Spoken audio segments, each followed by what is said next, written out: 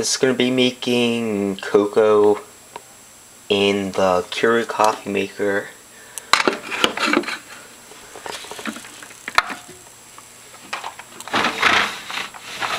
And this is the dark chocolate kind.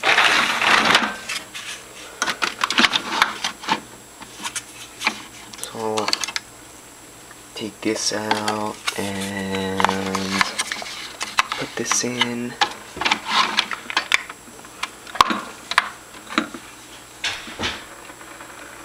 And I'll do the largest amount. And it's sort of warming up right now. Alright, so now I'll press how much I want. And there it goes.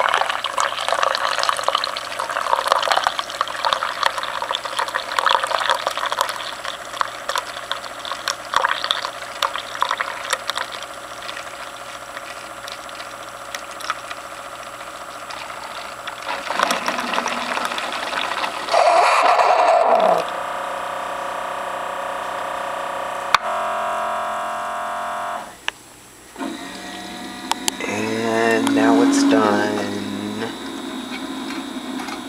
And we'll take it off. And I turn it off, and that's it.